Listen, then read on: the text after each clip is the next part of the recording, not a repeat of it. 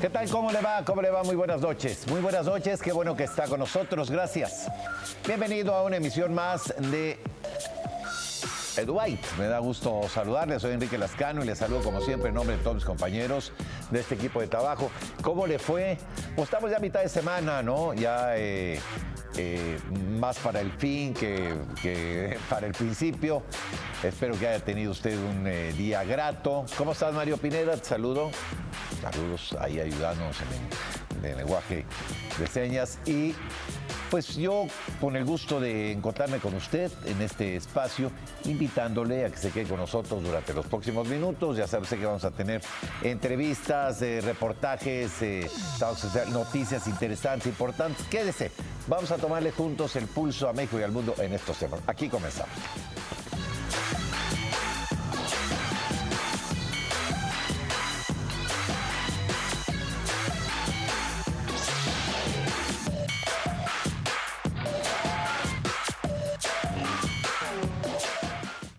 Pues bien, empezamos con una noticia que es penosa, triste, porque cuando este tipo de personajes se van, pues no hay modo de sustituirlos, esa es una realidad. El escritor, poeta y ensayista mexicano, el maestro Fernando del Paso, falleció este miércoles a los 83 años de edad. La noticia la dio a conocer la Universidad de Guadalajara.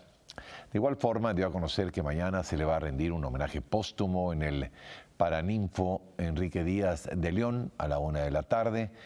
Del Paso publicó 4 novelas a lo largo, no tuvo una cantidad de novelas, pero fueron novelas extraordinarias, ¿no? José Trigo, Palinuro de México, que es extraordinaria, Noticias del Imperio y Linda 67. En 2015 le fue entregado el premio Cervantes por su aportación al desarrollo de la novela, que conjunta tradición y modernidad. Era un hombre simpático, con un sentido del humor, como son los hombres inteligentes. No, el sentido del humor es un privilegio de los inteligentes, ¿no? Decía alguien ahí, hay que desconfiar de quien no tiene sentido del humor. Era un hombre inteligente, mordaz, y era un joven, ¿no? Como decía Reyes Heroles, un joven de 1000 años, ¿no? Era un hombre con estas ganas de vivir, de crear. En realidad, pues se le va a echar de menos. Descanse en paz el maestro Fernando del Paso. El secretario de Educación Pública, Otto Granado Roldán, participó en la inauguración del Foro Internacional sobre Políticas de Alfabetización y cuarto objetivo de la Alianza Mundial para la Alfabetización. Ahí destacó que las personas analfabetas tienen más probabilidades de enfrentarse a problemas de salud. Sin embargo, los gobiernos del mundo estamos aún en el camino hacia la superación plena de las desigualdades, entre ellas el de la persistencia de altos porcentajes de población analfabeta y o en situación de rezago educativo. Los datos de la UNESCO más recientes nos muestran que aproximadamente 750 millones de adultos, 2/3 de los cuales son mujeres, eran analfabetas hace apenas un par de años, en 2016, particularmente en los países del sur global. Asimismo, 102 millones de jóvenes de entre 15 y 24 años aún no saben leer y escribir. Esto es muy relevante porque las personas analfabetas tienen menos acceso a la información, más probabilidades de enfrentarse a problemas de salud y corren el riesgo de aislarse en un mundo cada vez más abierto, más competido y más globalizado. Por ello, como se ha reflexionado entre los países miembros de la UNESCO, la alfabetización es la base del aprendizaje a lo largo de la vida y un elemento esencial para que los individuos puedan ejercer sus derechos humanos y sus libertades fundamentales. En el caso de nuestro país, ratificó que en diciembre se puede reducir la tasa de analfabetismo al 4%. Hoy, los resultados alcanzados en los últimos 6 años significan un avance histórico al lograr que más de 6 millones de personas concluyeran alguno de los niveles educativos, ya sea en alfabetización o terminación de la primaria o la secundaria. A noviembre del 2018, concretamente al día de ayer, la tasa de analfabetismo en México se sitúa ya en 4.07%, según estimaciones del Instituto Nacional para la educación de los adultos, probablemente alcanzaremos en el mes de diciembre reducirla al 4%, con lo que de acuerdo con algunos estándares internacionales haría que México sea considerado un país plenamente alfabetizado. Manifestó que además del reto del combate al analfabetismo y al rezago educativo, hoy los gobiernos del mundo deben redoblar esfuerzos para preparar a las sociedades para los retos que implican los avances tecnológicos. Y yo le invito a conocer la historia de Marta Batis, una profesora méxico-canadiense que enseña español en la Universidad de Toronto. Mire usted. Y traduzco y aparte escribo mis libros y mis cosas y soy mamá y hago el súper y cocino y limpio y trapeo. Ella es Marta Batis, escritora, actriz y académica méxico-canadiense, licenciada en Letras Inglesas por la UNAM, maestra y doctora en Literatura Latinoamericana por la Universidad de Toronto. Y empecé a dar clases y me enamoré de la docencia. No era para nada algo que yo tuviera pensado, fue un descubrimiento ahora sí que en el camino. Y me encanta y entonces eso es lo que hago ahora. La diversidad cultural característica del país de la hoja de maple, en el que el 22% de la población es migrante, es un factor determinante. Y no hay nada que te quite mejor los prejuicios que emigrar, porque entonces te conviertes en la minoría y tienes que empezar de cero y te tienes que reinventar y no conoces a nadie y no tienes palancas ni tienes contactos y tienes que realmente empezar desde cero. Experiencia que imprime un tono muy especial en el proceso creativo de Marta con sus alumnos. Yo creo que la experiencia de emigrar se refleja tarde o temprano en lo que escribe toda la gente que se ha mudado como yo, de país, de lengua, de cultura, de todo, ¿no? Es el núcleo en común, digamos, de mucha de la gente que llega a las clases de creación literaria conmigo. Todos escriben sobre el trauma de haber dejado su país, de ya no estar ahí, de aguantar estos climas extremos que hay aquí. Batis ha recorrido el continente americano a través de sus textos y construido personajes y obras a partir de la historia de la región. Entonces, mi doctorado lo hice en teatro latinoamericano político del siglo XX y estuve estudiando mucho la dictadura en Argentina, por ejemplo, y en Chile. Entonces, he escrito mucho sobre eso, porque leer sobre eso tan de cerca y haber ido a visitar las cárceles, a hablar con sobrevivientes y todas estas cosas te deja una marca y una necesidad de decir algo al respecto. Los acontecimientos en México son del mismo modo tema innegable en el trabajo de Marta Batis. El tema de los estudiantes asesinados de Ayotzinapa y tantas otras cosas que han lastimado a nuestro país recientemente, pues es material que yo registro en mis sensaciones y que luego sale en mis cuentos, ¿no? Entonces, creo que no hay un copyright ni derechos de autor sobre el dolor humano. Es a través de su creación literaria y de su labor académica que Marta difunde la lengua española y la cultura mexicana, al mismo tiempo que registra junto con sus estudiantes la experiencia que cada uno ha vivido para llegar ahí.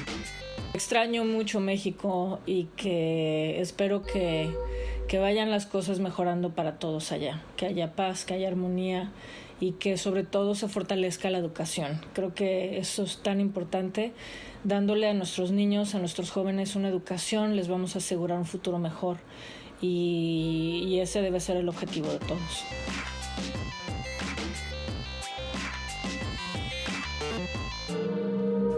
Bueno, hoy como cada 14 de noviembre desde el 91 se conmemora el Día Mundial de la Diabetes, esto con el objetivo de educar acerca de la prevención de esta enfermedad y el buen manejo de la misma. En este contexto, investigadores del Politécnico Nacional nos explican el trabajo que realizan para desarrollar herramientas y compuestos que combatan este problema. En México, la diabetes mellitus es la primera causa de muerte entre las mujeres y la segunda entre los hombres. Solo en 2010 causó cerca de 83,000 defunciones en el país. En este padecimiento, el nivel de glucosa en la sangre está elevado debido a que el cuerpo no produce o utiliza adecuadamente la insulina, que es la hormona que ayuda a que las células transformen la glucosa proveniente de los alimentos en energía. Sin la suficiente insulina, el azúcar se mantiene en la sangre y con el tiempo, este exceso puede tener complicaciones graves. El sobrepeso y la obesidad son factores de riesgo para el desarrollo de esta enfermedad. Cuando hay sobrepeso y obesidad, esta condición de aumento en la masa grasa, lo decía hace un momento, condiciona un ambiente proinflamatorio. Se crea cierta resistencia a la insulina, que es la hormona que va a regular el ingreso de esa glucosa fisiológicamente normal al organismo, a las células, para obtener energía. Pero si hay una gran cantidad de tejido adiposo, esto no se puede llevar a cabo con normalidad. Entonces, se incrementan los niveles de nuestra glucosa en sangre y eso condiciona muchas alteraciones. Investigadores del Instituto Politécnico Nacional, con apoyo del Consejo Nacional de Ciencia y Tecnología, han desarrollado proyectos en los que estudian la expresión de ciertos genes en respuesta a complementos con omega 3 en pacientes mujeres y niños con obesidad de grado mórbido. Además, en sus estudios han observado los efectos benéficos que el ejercicio cardiovascular tiene en el cuerpo. Y hemos visto que el efecto del ejercicio es muy benéfico, esto ya lo sabemos de toda la vida, pero bueno, nosotros lo hemos podido comprobar. Además de que el ejercicio modula de manera favorable la expresión de ciertos genes que tienen una influencia metabólica. ¿Para qué? Para que el organismo responda de una mejor manera, disminuyendo ese grado de adiposidad. La diabetes tiene severos impactos en la salud. Uno de ellos es la ceguera, insuficiencia renal, impotencia sexual, además de amputaciones por las lesiones que provoca en los pies. Debido a que esta enfermedad es un problema de salud pública, es preciso que cada vez se formen más recursos humanos que lo atiendan. Y ello ocurre en el Laboratorio de Biología Molecular de la Escuela Superior de Medicina del Politécnico Nacional. Y algo muy importante, la formación de recursos humanos, ¿sí?, en estos proyectos. Desde el nivel vocacional tenemos incluidos alumnos que pueden venir a hacer el servicio social, posteriormente incorporarse también cuando están haciendo la licenciatura en el área de la salud o cualquier otra área, puesto que es muy importante en estos campos y en estos problemas que tienen un fuerte componente social, la interdisciplinariedad. Y los mismos estudiantes se sienten comprometidos con contribuir con soluciones médicas para la población. Yo estoy trabajando con unos microRNAs que nos van a permitir saber si esos pueden participar como diagnóstico precisamente en la obesidad, en que fuera utilizado como biomarcadores y principalmente que fueran partícipes en la prevención de la obesidad desde los niños. Entre las recomendaciones para prevenir esta enfermedad destacan tener una alimentación alta en fibra, moderar el consumo de alimentos con alto contenido calórico y de carbohidratos, disminuir los alimentos altos en grasas saturadas y trans, realizar actividad física con regularidad, moderar el consumo del alcohol, evitar las bebidas azucaradas y refrescos, además de no fumar.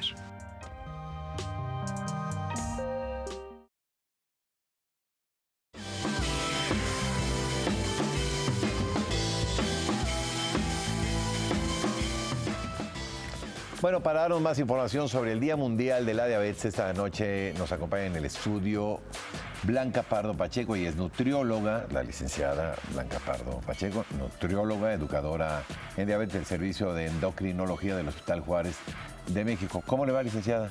Muy bien, muchas gracias. Gracias por acompañarnos. Enrique, gracias por la invitación. Gracias a usted por acompañarnos. Bueno, es sabido que hay un problema de, aunque no necesariamente se genera por este tipo de circunstancia, pero influye de manera muy importante, hay un problema de obesidad, obesidad ya mórbida en no pocos casos, en adultos que tenemos, no me acuerdo si primero o en segundo lugar, y en infantil, que creo que tenemos el primero. En primer lugar, bueno, así entonces, hay un problema que tiene que ver justo, porque mire, vamos a tratar de enfocar esta conversación en el tema preventivo, que a mí me parece que es finalmente donde se tiene que hacer un acento, licenciada, ¿no? Así es. A ver, ahí está el problema, ya sabemos que existe, que genera una cantidad importante de gasto, del gasto en medicina social que se hace desde hace muchos años en el sector oficial. Y pues nada, que no hemos, bueno, sí hemos bajado alguna tal, pero nos hace falta todavía mucho. ¿Qué tenemos que hacer? No es tan complicado si lo hacemos entre todos. Primero, tener una dieta equilibrada y sana, licenciada, ¿no? Me parece que es uno de los puntos importantes para prevenir la obesidad, que es uno de los grandes riesgos o es uno de los grandes generadores del problema de la diabetes. ¿Qué recomendaría usted como especialista en nutrición que las personas que están excedidas de peso pudieran empezar a hacer? Mira, Enrique, esto suena tan sencillo decir, baje de peso, haga dieta, coma bien, coma correctamente, coma sano, haga ejercicio, pero es muy difícil hacerlo porque va más allá. Es complicado. La obesidad finalmente genera diabetes, obviamente, pero obviamente es un problema de estilos de vida, en donde se tiene que atacar de manera multidisciplinaria, todos los orígenes. La base, obviamente, es la alimentación. Claro está. Obviamente hay que fomentar, hay que aumentar la infraestructura, en promoción a la salud. Creo que nos está haciendo falta esa parte, ¿no? Promover más la salud. ¿Qué es una alimentación correcta? Toda la gente, cuando yo les pregunto a mis pacientes que llegan, ¿sabe qué es alimentarse correctamente, sanamente o equilibradamente? Todos tienen conceptos distintos. Entonces ahí estamos fallando, ¿verdad? Yo creo que estamos fallando y tenemos que te voy a decir enseñarles. Algo, Blanca. Todo el mundo hace las dietas que les da la gana, cuando las dietas en realidad, pues yo digo, primero las tiene que mandar el médico, el endocrinólogo, el nutriólogo, la nutrióloga, ¿no?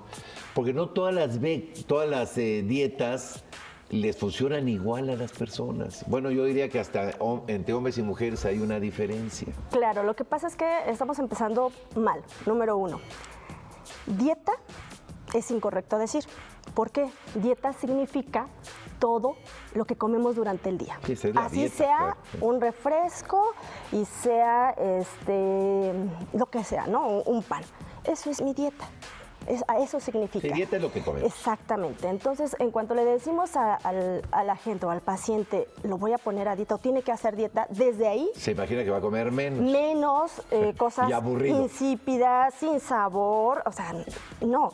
Y yo siempre les digo a mis pacientes, comer es un placer. Además de ser también algo biológico, una necesidad, es un placer, pero hay que saber hacerlo, ¿no? Y entonces, yo no les hablo de dieta, yo les hablo de enseñarles a comer, ¿no? Tenemos que empezar a educarlos desde ahí.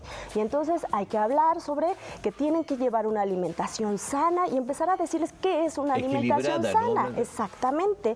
Y, por ejemplo, hablando de una manera muy sencilla y muy general, porque la alimentación para reducción de peso, para controlar diabetes, para ciertas enfermedades, obviamente se tiene que personalizar, ¿sí? O sea, cada individuo es distinto y entonces hay que personalizar. Y reacciona distinto. Exactamente. Sin embargo, expertos en nutrición en nuestro país hicieron una representación gráfica de lo que es el plato del buen comer. ¿Los colores? Exactamente. Sí. Entonces, ese es un plato que, a pesar de que muchos lo conocen, cada quien tiene distintas percepciones y lo interpreta de distinta forma, el plato del buen comer.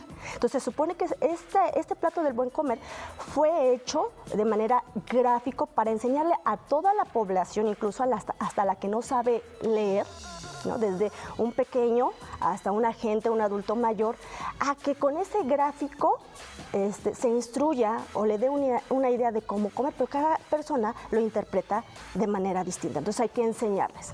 El plato del buen comer lo que nos dice es que en cada tiempo de comida, obviamente simula un plato con unos cubiertos, y que en cada tiempo de comida debemos de comer como lo dice esa representación gráfica. Es decir, divide a los alimentos, a los grupos de alimentos, en 3 partes.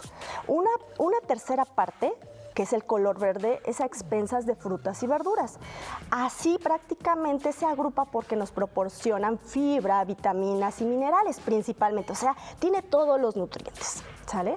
El color rojo, que prácticamente las carnes y las leguminosas, como son frijoles, lentejas, habas, garbanzos, prácticamente ese lo juntaron así en ese grupo porque aporta principalmente proteínas, tanto de origen animal como vegetal, ¿no? Y una porción de grasa. Exactamente. Entonces, cada uno de los macronutrientes o los micronutrientes tienen funciones específicas para el ser humano. Y la otra tercera parte, que es cereales y tubérculos, se refiere a todo lo que es derivado del trigo, del maíz, porque a veces le preguntamos al paciente, ¿consume cereales? Sí, consumo cereal de caja, ¿no? Y el concepto es ese. Ya sabe uno cuál, ¿no? Claro, y entonces, sí, por eso no digo esa parte, cereal para caja. Entonces, ya empezamos a educar, hace falta mucha educación a la población. Entonces decimos, no, fíjense bien, cereales, avena. Puede ser avena, arroz, maíz y todos sus derivados, obviamente. Puede ser, incluso tortillas, o sea, todo, ¿no? Empezamos a decirle, y los tubérculos como la papa, el camote. ¿Y por qué se dividen, pues se agrupan en esa parte? Porque aportan energía, principalmente a expensas de azúcares o carbohidratos, ¿no? Entonces, si usted come así en cada tiempo de comida, en un desayuno, en una comida, o en una cena, y sobre todo... En porciones, digo, un puño, algo, ¿no? Porque decía, oiga, yo como claro. todo. Sí, pero comes como para 5, ¿no? Entonces, pues no está... Bueno, ahí es cuando ya se personaliza. De manera general se le dice, bueno, tiene que comer, por ejemplo, y a veces es que comer sano sale caro. Yo le voy a demostrar que no. Y entonces le pongo ejemplos con el plato del buen comer. A ver, una porción del color verde. Pues puede ser fruta como papaya o berros, cualquiera, ¿no? Frutas o verduras. Yo lo puedo acompañar, por ejemplo, con la porción de proteínas. Algo económico, huevo, ¿no? Puede ser. Que ahora sabe que exactamente. Es un gran alimento, ¿no? Sí, claro. Así es. Es que también este asunto, licenciada, de repente resulta que la carne de puerco era malísima, y luego le encontraron una gran cantidad ¿no? Sí, ahora claro. Ya no es tan satanizada como antes. No, sí tiene esto y tiene otro. Bueno, no hay que comerle en exceso, pero también tiene cosas buenas. Bueno, ¿no? Luego el aguacate. Claro. No, al contrario, el aguacate ayuda, ¿no? Luego el huevo, no hay que comer huevo mucho. Ahora resulta que es un gran alimento. Claro, la ciencia va avanzando y se van encontrando y se van descartando algunas cosas que pensábamos que eran buenas y se descubre que finalmente tienen algunas bondades. Claro, todos los alimentos son nutritivos. Yo digo. Lo importante es la cantidad. Eso es lo más importante. Mire, la verdad, aunque de repente si se come uno unas papitas de estas de bolsa, pues algún aporte calórico le darán. Claro. El tema es que uno tenga una dieta, no hay alimentos chatarra, hay como dieta chatarra. Porque todos los alimentos de alguna manera algún beneficio traerán, siempre y cuando no basemos nuestra dieta en tomar refrescos con gas, estas frituras, tal. Pues si comemos de eso... Claro, pues, aquí lo importante es que, el equilibrio. A veces dice, me va a prohibir, pero me va a prohibir comer, tomar refresco, me va a prohibir esto. No prohibimos. Educamos, le damos el conocimiento y finalmente usted tiene la responsabilidad de consumirlo o no en exceso. O sea, eso es lo más importante, ¿no? Esto. Y en este minuto y medio que nos queda, Blanca, recomendar también que en paralelo con esto, hacer ejercicio. Definitivamente, hay que hacer actividad física. Moverse. Es muy importante, caminar por lo menos, que camine a buen ritmo, 30, 40 minutos. Exactamente, tan sencillo como eso y nada costoso. O sea, es básico hacer ejercicio, es básico llevar una alimentación donde consuma más, esté más enfocada a frutas, a verduras, a cereales de tipo integral, más que refinado, y a disminuir. No quiere decir que esté prohibido lo demás. Estamos en un siglo en donde los alimentos industrializados se encuentran en grandes cantidades, ¿no? Y a veces nos facilitan la vida, pero hay que consumirlos con moderación. sobre todo. Que nuestra dieta o que nuestra alimentación no se base nada más en alimentos procesados, que se base más en alimentos naturales. Entre más natural, pues es mejor. Y obviamente, sí, bajar las cantidades, si es que tengo sobrepeso, si tengo obesidad o si tengo pues diabetes, obviamente, ¿no? Y entonces, si yo les digo a mis pacientes, a ver, normalmente siempre les hago pues un recordatorio de 24 horas para más o menos ubicar la ingesta calórica que consumen al día. Y entonces en base a eso nada más le voy quitando y veo qué es lo que está comiendo de más. Ah, bueno, si se come medio kilo de tortilla en cada tiempo de comida, no se puede comer medio kilo. 3 tortillitas. No le prohibimos la tortilla, porque es un alimento saludable. Disminuye la cantidad. Yo creo que, mire, porque de lo demás se ha hablado mucho y se habla, ¿no? Pero me parece que enfocar este problema, como lo hizo ahora la licenciada Pardo Pacheco, es importante. De todo lo demás se ha hablado mucho ya, ¿no? De este problema de salud. Creo que el tema está y la solución en buena medida en lo que le ha comentado ahora la licenciada es coma bien, coma sano, coma equilibrado. Recuerde el platillo con los colores, pues, ¿no? Para tener un equilibrio en la alimentación y haga un poco de ejercicio. Con eso tendrá usted, si tiene el problema, para vivir sano, con, por supuesto, los medicamentos que le envíen los médicos, pero con eso se evitará tener un problema de este tipo. Así es. Licenciada, gracias por haber venido. Gracias por su invitación. Enhorabuena. Gracias. Gracias. Hasta luego. Y pues continuamos con más, no se vaya. La Feria de la Salud te espera del 26 al 28 de noviembre en la Plaza Lázaro Cárdenas, con servicios médicos y actividades que te ayudarán a cuidar tu salud. No faltes. Pues hacer caso y hacer dieta, ¿no? Y hacer ejercicio. Ejercicio, dieta, comida equilibrada, ¿no? Con eso se quita uno de problemas. La Universidad de Miami brindará diversas becas de apoyo económico para estudiantes extranjeros que quieran realizar una estancia académica en otoño de 2019. Los aspirantes deben presentar solicitud antes del 1 de diciembre a través de la página Admissions, es decir, Admissions con doble S en medio, .miami pues, .edu. Los alumnos que han seleccionados únicamente deberán cubrir el 50% del total de la matrícula.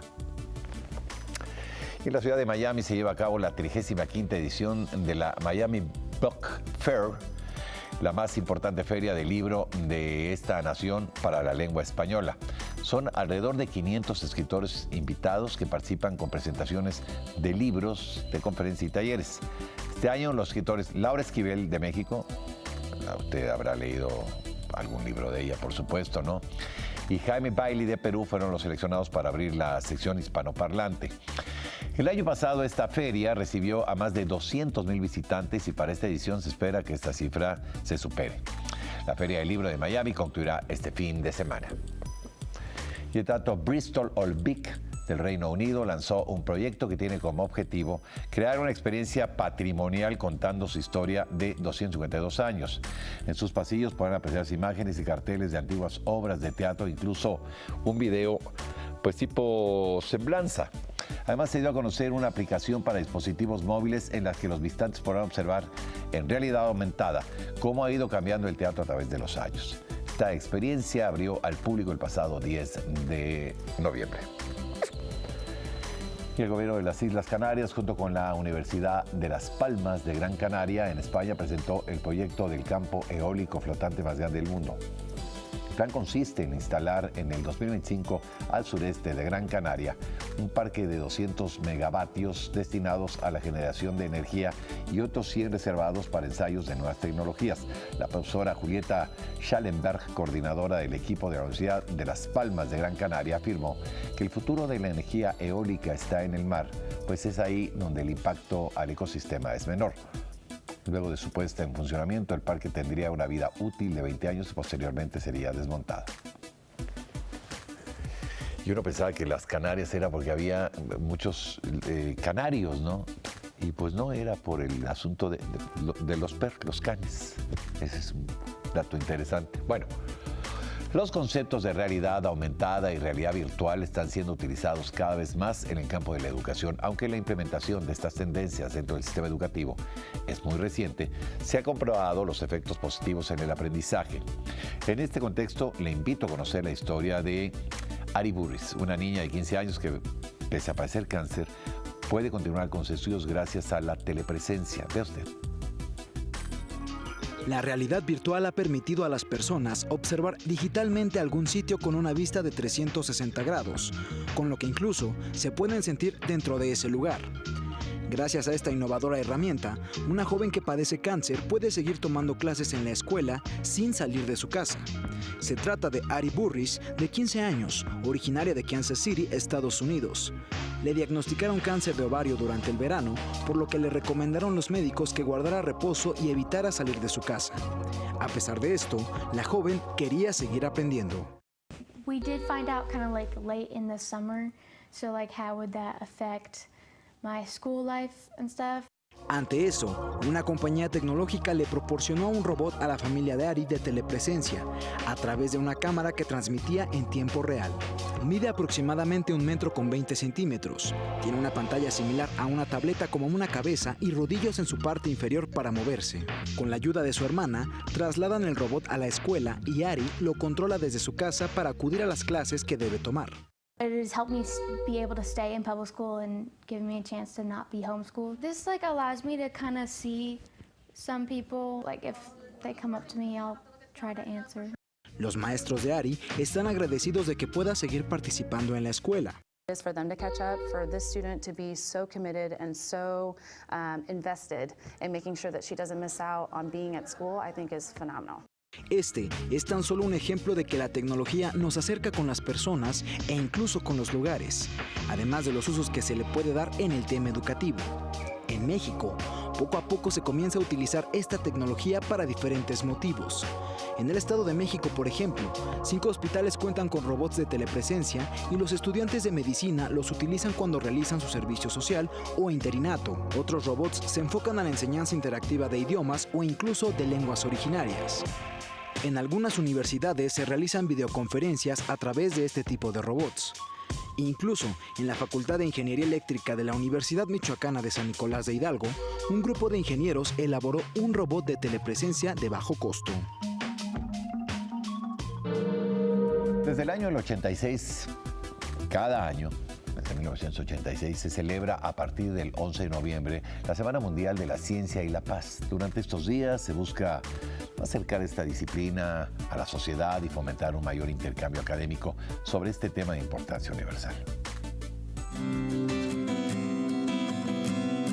La ciencia es un derecho humano y, de acuerdo con la Organización de las Naciones Unidas, tiene un papel fundamental en la construcción de la paz al fomentar la cooperación internacional para alcanzar el desarrollo sostenible.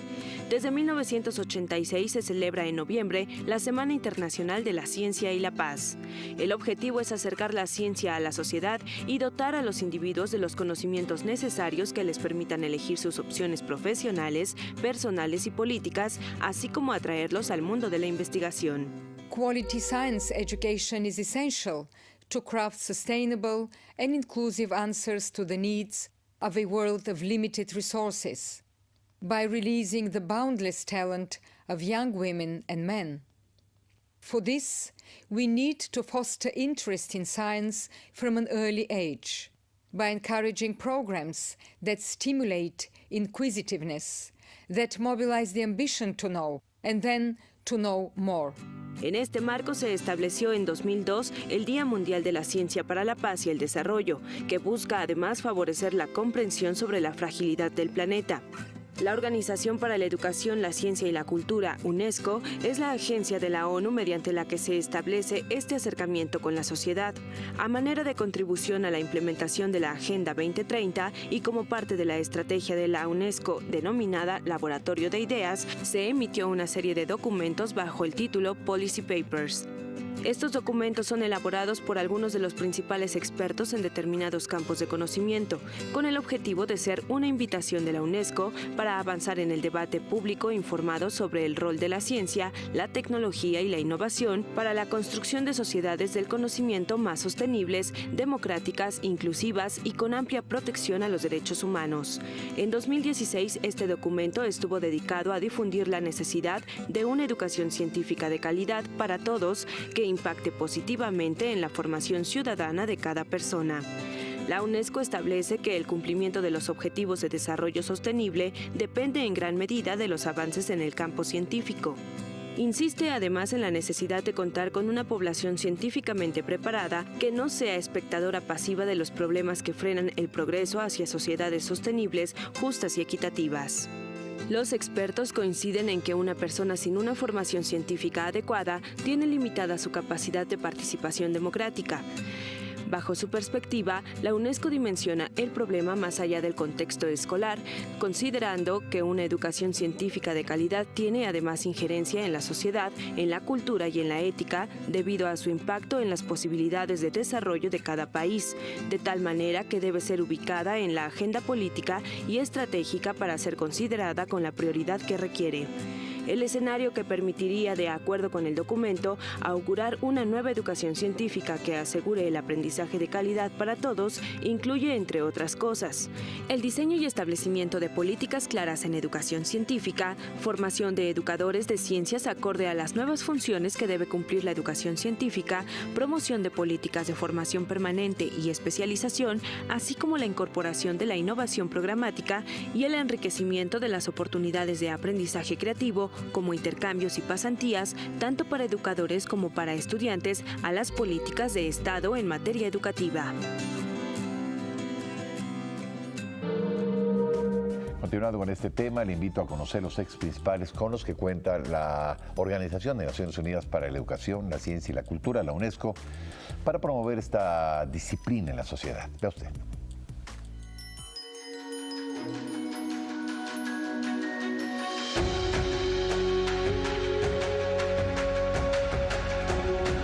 La ciencia es la herramienta que el ser humano ha desarrollado tanto para comprender el mundo que le rodea como para aplicar esos conocimientos en su beneficio. Por eso, acercar la ciencia a la sociedad con el fin de que los ciudadanos puedan comprenderla mejor es importante para su desarrollo. En ese sentido, durante el año 2017, la Organización de las Naciones Unidas para la Educación, la Ciencia y la Cultura, la UNESCO, y el Consejo Internacional de las Uniones Científicas dedicaron el Día Mundial de la Ciencia para la Paz en mostrar la importancia de la cooperación científica internacional para alcanzar un desarrollo sostenible.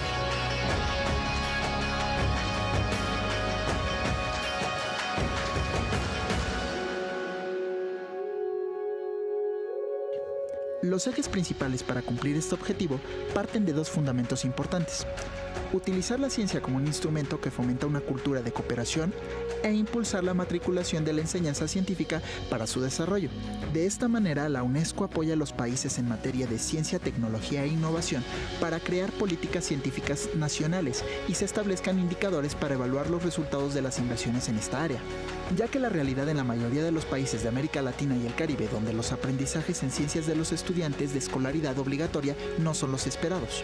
El análisis del desempeño de los países de América Latina y el Caribe, a partir de los distintos estudios de Programa de Evaluación Internacional de los Alumnos, PISA, los ubica entre los de más bajo desempeño. Por ello, la UNESCO también urge a los países a atender una alfabetización científica que atienda las necesidades de la sociedad. Esto lo reiteró con el movimiento Ciencia para Todos, que por medio de diferentes actividades pretendió cambiar la visión acerca de que la ciencia es exclusiva para un sector. Sin embargo, ponen a la escuela como el principal responsable de brindar la formación pertinente para que los alumnos adquieran una verdadera cultura científica. Y su principal desafío parte de brindar las mismas oportunidades de acceso a todas y todos, así como dar espacios para el desarrollo de sus habilidades científicas. El Centro de Altos Estudios Universitarios, dependiente de la Organización de Estados Iberoamericanos para la Educación, la Ciencia y la Cultura, la OEI, creó con este fin el Observatorio Iberoamericano de la Ciencia, la Tecnología y la Sociedad, además de aumentar el presupuesto en investigación y desarrollo. En el caso de ciencia es el apoyar todo lo que sea movilizar recursos a favor del I+D, el incremento de investigación en la región como un patrimonio positivo que es bueno para la región. Por eso la UNESCO apuesta al entendimiento mundial de la ciencia como la forma para que los países tengan un verdadero desarrollo sostenible.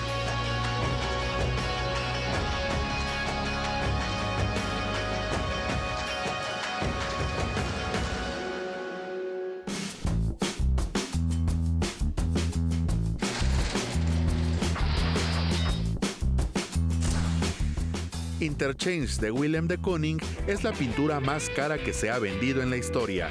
Fue adquirida en el 2015 por $302 millones.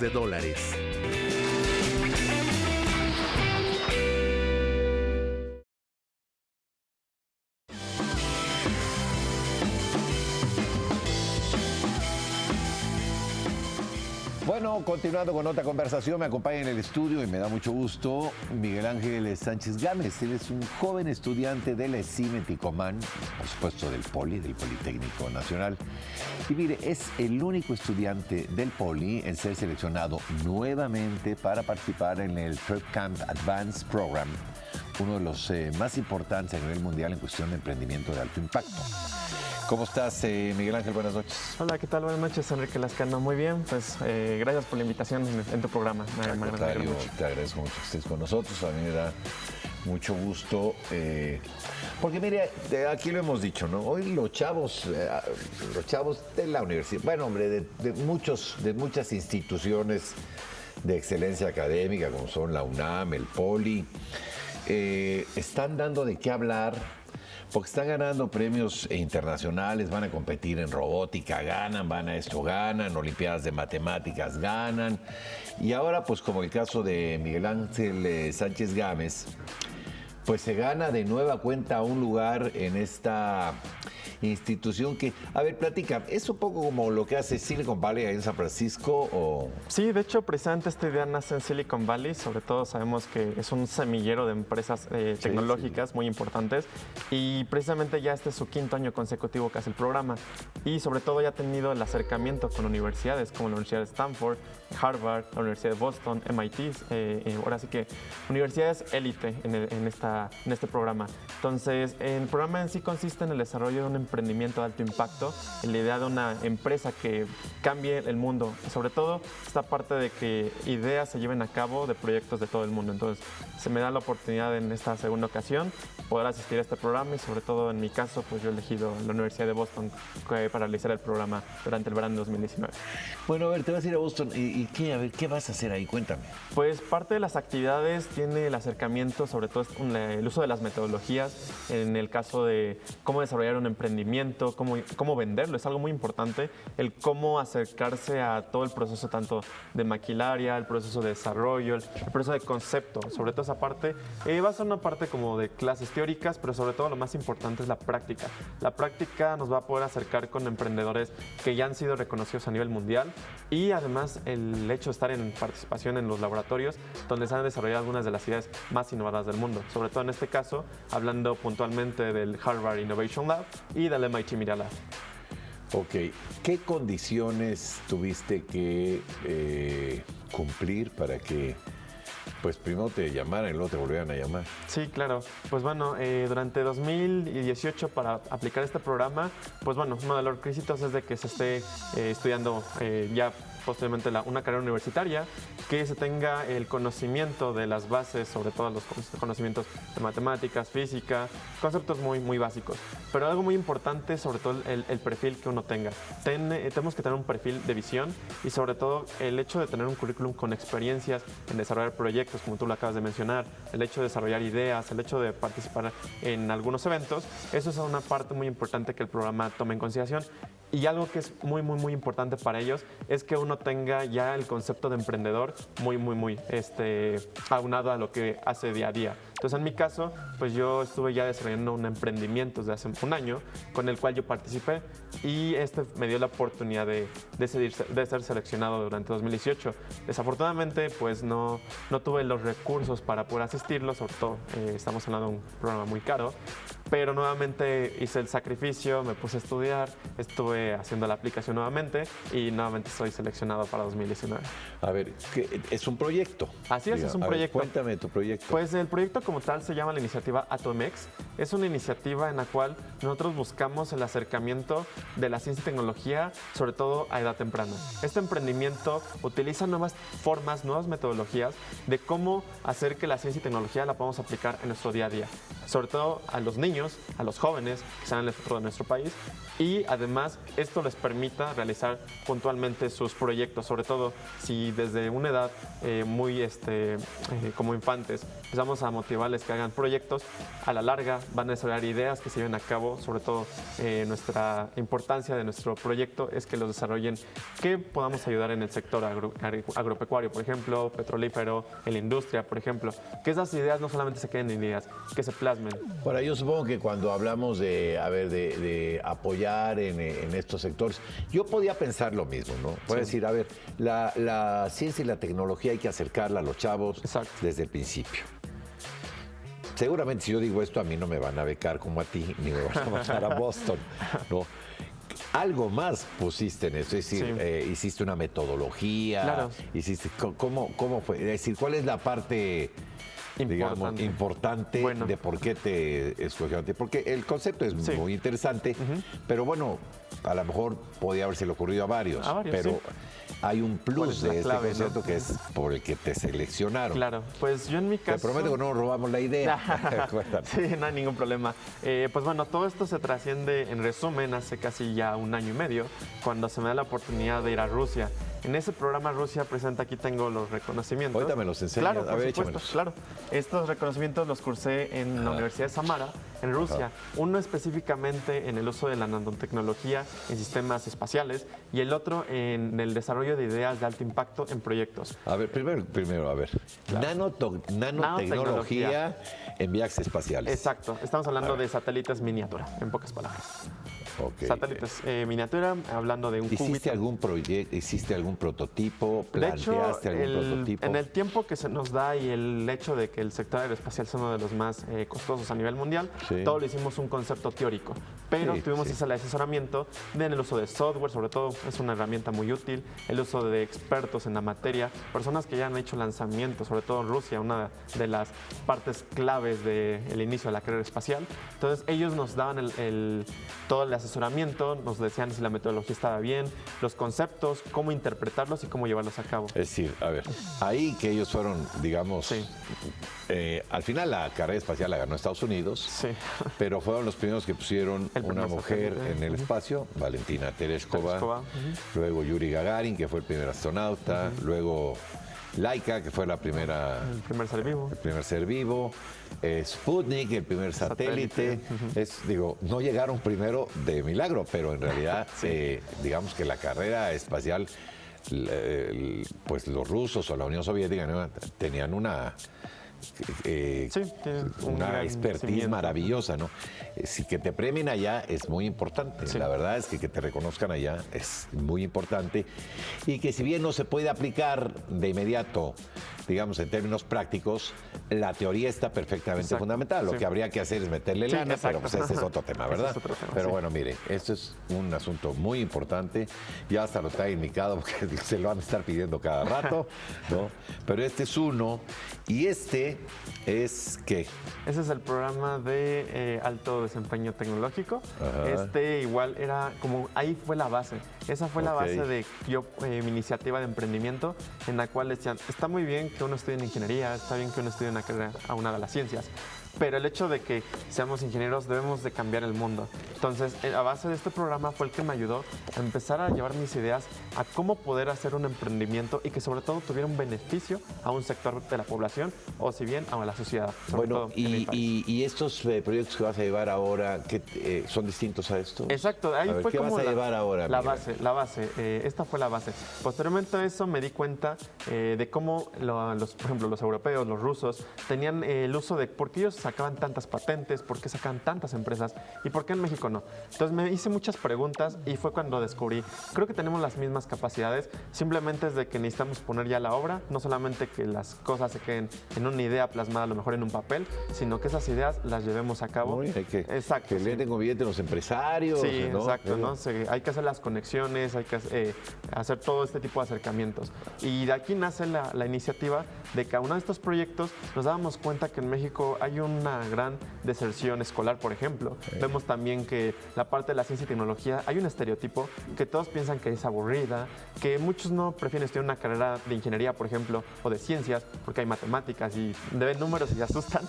Entonces, eso es lo que nosotros queremos evitar. Entonces, nosotros nos basamos en una metodología, un modelo llamado STEM, que en traducción al español significa ciencia, tecnología, ingeniería y matemáticas. Esta es una clave importante, sobre todo implementarla en esos infantes, ya que parecen como esponjas y todo el conocimiento lo absorben, y empezarles a meter la idea de que si les llama la atención la robótica, si les llama la atención la parte de hacer, por ejemplo, satélites miniatura, los famosos CANSAT, desarrollar este tipo de proyectos, aunados así, están muy básicos, eso nos da la iniciativa que con el paso del tiempo va a decir, ¿sabes qué? Yo quiero ser ingeniero en robótica. ¿Sabes qué? Yo quiero ser ingeniero aeronáutico. ¿Sabes qué? Yo quiero ser físico. Eso va a promover de que ya desde temprana edad lo estén haciendo. Y con este proyecto es una iniciativa que nosotros estamos impulsando, que afortunadamente, aunque tenemos muy poco tiempo, ya en algunas escuelas lo estamos llevando a cabo aquí en la Ciudad de México. Entonces, con esta iniciativa, este emprendimiento, fue como pude realizar allá. Y sobre todo, ya es corroborada a nivel internacional. Pues que tengas mucho éxito, Miguel Ángel. Claro. Nos vienes a platicar cómo te fue, ¿no? Claro. Y que sigas poniendo el nombre de México y de los chavos mexicanos en alto, claro, con mucho orgullo, con mucho talento y enhorabuena por esto. Vale, gracias. Muchas gracias. Mucho por Miguel Ángel la oportunidad. Sánchez Gámez, hoy acuérdese el nombre porque seguramente va a ser uno de estos científicos importantes, empresarios o científicos importantes dentro de poco tiempo. Gracias, Miguel Ángel. Gracias. Continuamos.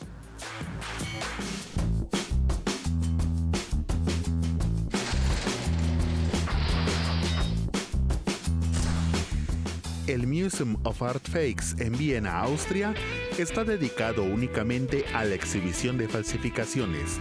Además de entretener, busca crear conciencia acerca de cómo el arte impacta a las masas.